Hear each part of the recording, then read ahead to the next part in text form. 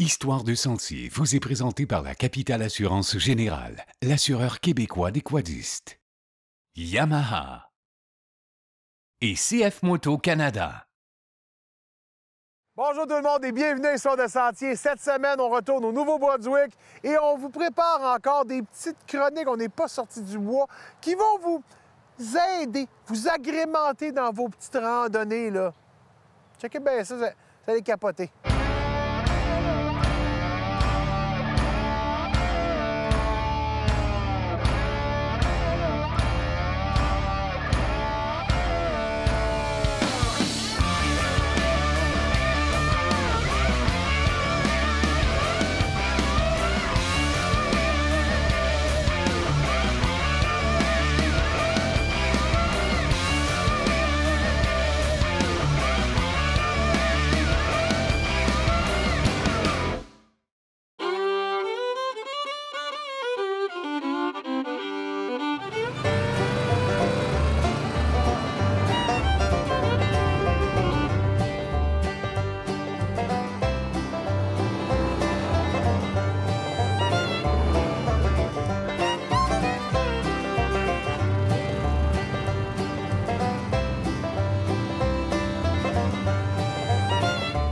Patrick, on vient d'arriver ici. Là, on est dans ton club, le Haut-Madawaska. Ça se trouve être situé où, à peu près, par rapport à Edmundston? C'est à l'ouest d'Edmundston. Ça regroupe la municipalité de Saint-Hilaire, Bakerbrook, Clare, Lac-Baker et Saint-François. Voyez-vous, c'est une continuité des sentiers. Nous autres, là c'est comme un peu la route. On sort d'Edmundston, puis on est dans le Haut-Madawaska. Donc, lorsqu'on sort du club de VTT, on est immédiatement dans les sentiers du Haut-Madawaska.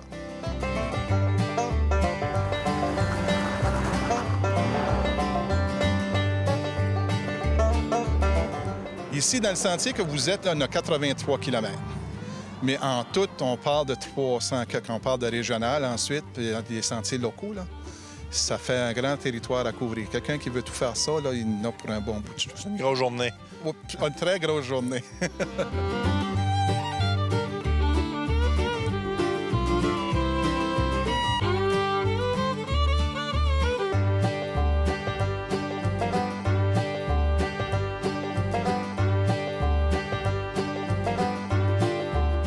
Qu'est-ce que les gens vont retrouver comme territoire, comme terrain ici? Eh bien, chez nous, il y a des montagnes, il y a des vallées, il y a des lacs. Et puis, d'un point de vue touristique, là, on a vraiment beaucoup de choses à offrir aux gens. Il y a beaucoup de festivals, événements durant la période estivale.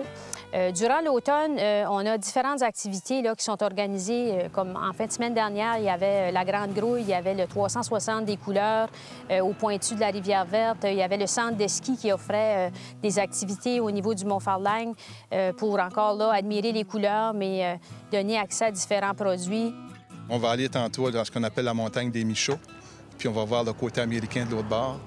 Et puis, on voit, quoi, à 10-15 km au loin. C'est vraiment beau.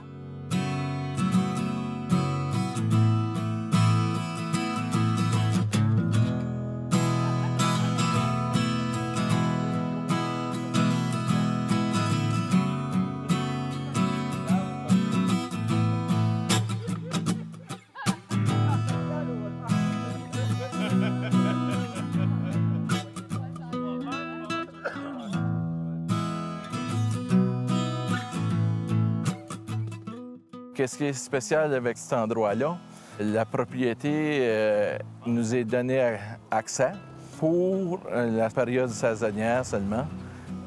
Puis c'est respecté à date. Il n'y a personne qui va là, aucun déchet. Puis la vue est splendide, comme vous avez pu voir.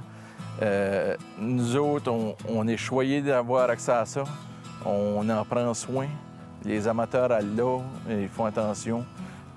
Puis je pense que ça va rester de même, puis on va pouvoir continuer de même plusieurs années.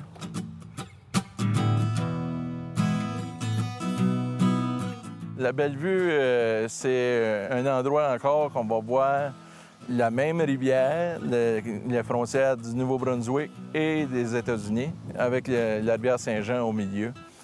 Splendide vue. Cette fois-ci, au lieu d'être à Clare, on est situé à Edmundston, mais toujours dans la même vallée, toujours le même beau décor. plusieurs gens, le gazebo, depuis cette année, qui est installé, s'y rendent, regardent, admirent le décor. Puis on ne peut pas demander mieux.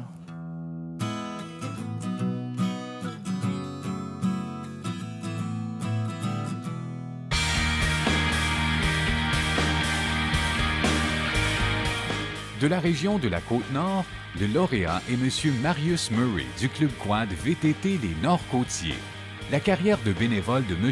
Murray au sein du Club Quad VTT Les Nord-Côtiers a débuté en avril 2004 alors qu'il accède à la vice-présidence.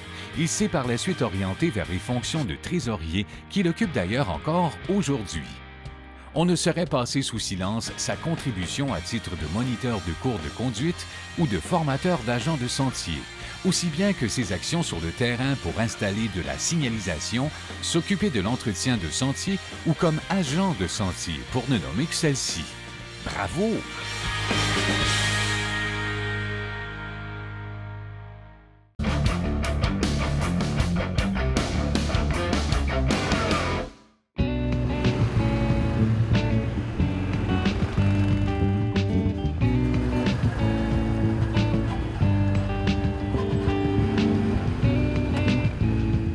Jules, toi, tu es la personne qui est responsable du produit touristique pour le quad. Ça doit être nouveau qu'il y a quelqu'un au club qui s'occupe de ça. C'est assez nouveau, oui. C'est depuis l'arrivée de Daniel à l'OTEM, l'Office du tourisme. On s'est réunis, les 3 clubs qui font partie de la région, puis on a opté pour avoir un produit touristique, à faire le développement des sentiers pour avoir un produit touristique qui est viable. On a regardé qu'est-ce que les utilisateurs ont besoin. Principalement, c'est de l'essence. Ensuite de ça, l'hébergement et la restauration. Fait que quand on s'assied avec les clubs, on travaille à développer le réseau, ces affaires-là, c'est une des choses qu'on regarde au niveau du tourisme. Est-ce qu'ils ont accès aux services des propriétaires dans la communauté? Puis je pense que la municipalité supporte grandement ça. Puis on peut le constater avec leurs actions.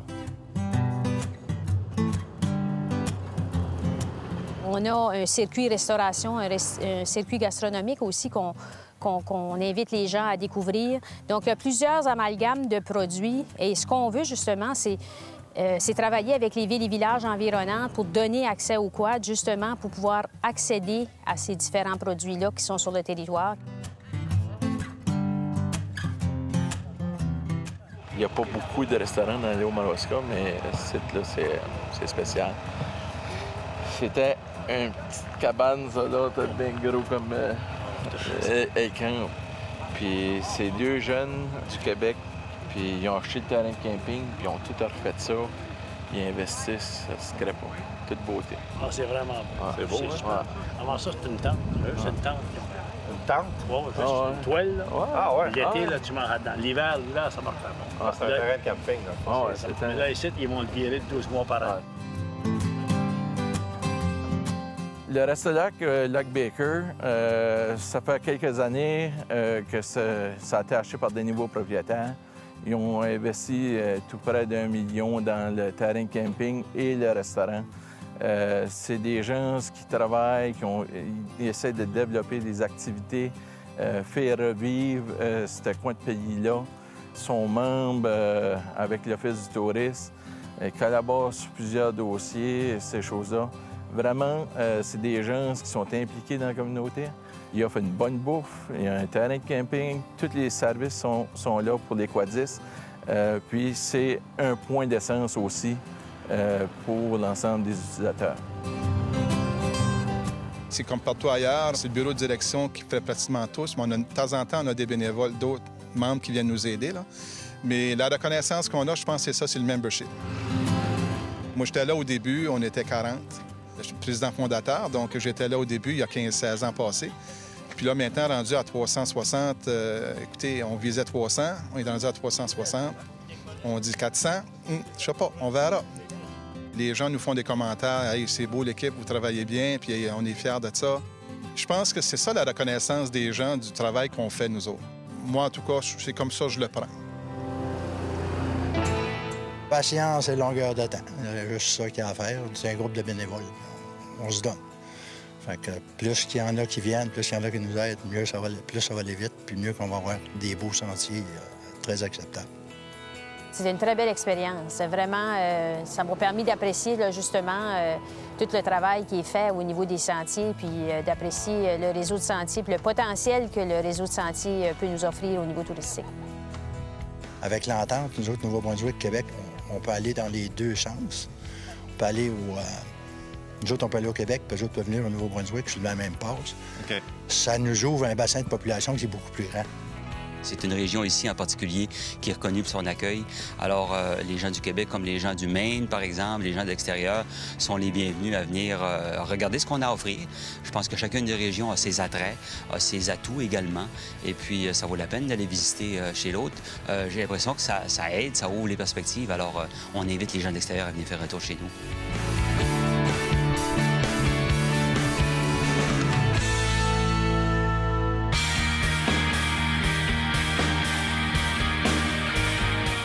De la région de l'Estrie, le lauréat est M. Fernand Prévost du Club Quad Mont-Mégantic. Au début de l'été 2013, Fernand Prévost a décidé de former son propre club. Il a négocié des droits de passage, enregistré la nouvelle entité et débuté à ses frais l'aménagement des sentiers. Par son optimisme inébranlable, son incroyable détermination, sa persévérance, sa fierté, sa générosité, ainsi que son respect des gens et de l'environnement, les membres de sa communauté tenaient absolument à ce que ses actions soient soulignées comme il se doit. Chapeau à vous!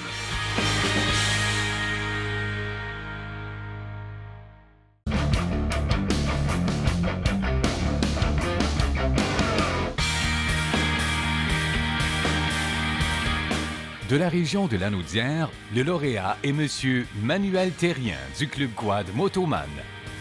L'action de Manuel Terrien, à titre de président du Club Quad Moto MAN et d'agent de sentier, est totalement vouée au bien-être de ses membres. Il est également fort généreux. C'est ainsi qu'il a bâti, à ses frais, un garage pour les surfaceuses afin que les bénévoles soient protégés des intempéries lors des réparations. Ce sont ces traits de personnalité qui lui valent aujourd'hui la reconnaissance de ses pairs. Bravo, M. Terrien!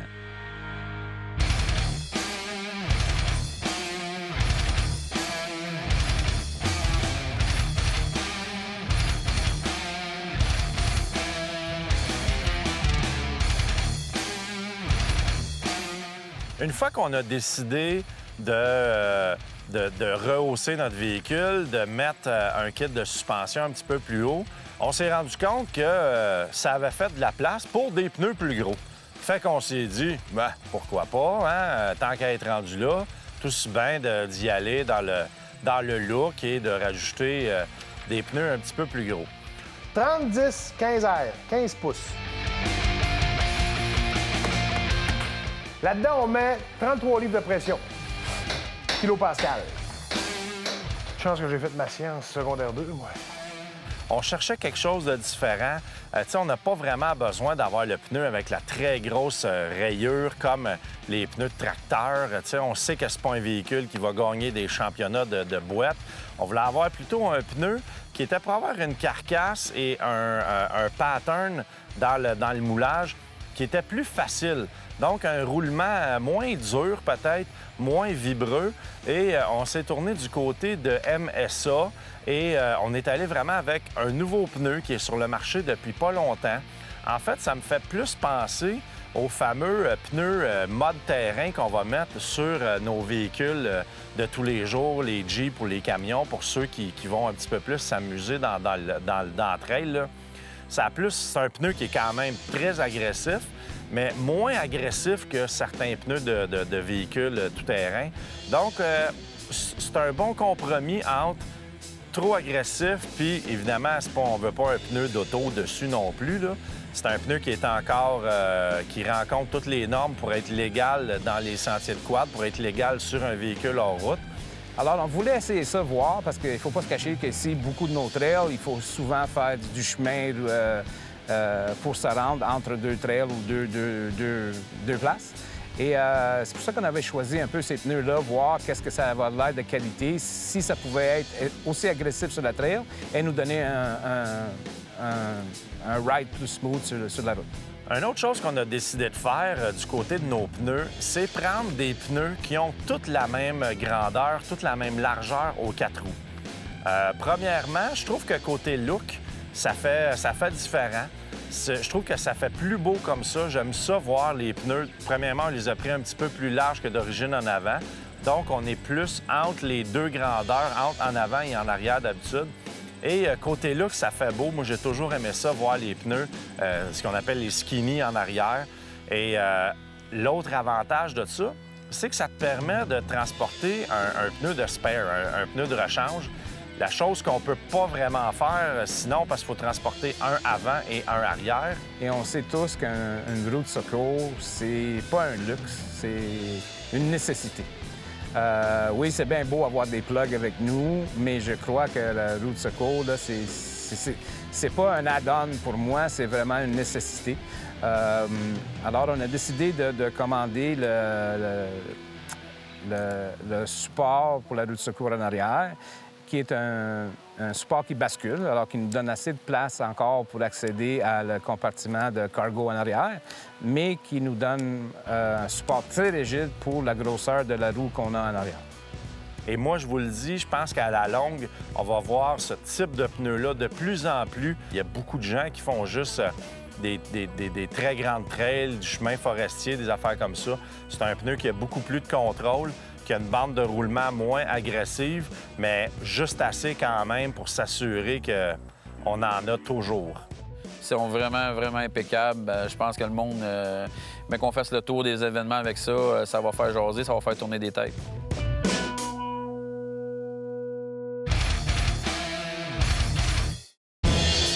Chaque semaine, on parle de vos photos. Merci d'ailleurs de nous les envoyer. Et on aime être complice des petits coups envers des amis, genre, qui font du quad. Et cette semaine, ben, c'est Frank qui a décidé d'envoyer une photo de son ami Danny de Bécomo, qui est complètement pogné dans la boîte. Puis il disait, il arrêtait pas de dire, non, non, non, ça bouge, ça bouge. Puis il me dit, ah, ça bouge plus. Fait que ça, c'est Danny. Il est en train de se déprendre. Il cherche sa winch. C'est pour ça que j'ai fait mettre la mienne sur le dessus de mon 4 roues, moi. Comme ça, je sais escaler tout le temps. En tout cas, Frank et Danny, vous êtes tous des coquins à vous écœurer de même. Fait que Danny, tu m'envoies une photo de Frank quand tu veux. Ciao!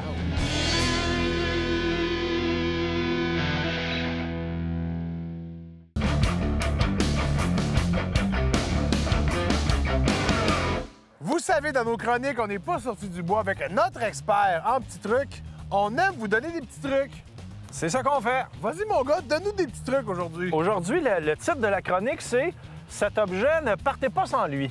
Oh. Donc, c'est un objet que tout le monde devrait avoir si on part pour de moyennes ou de longues randonnées.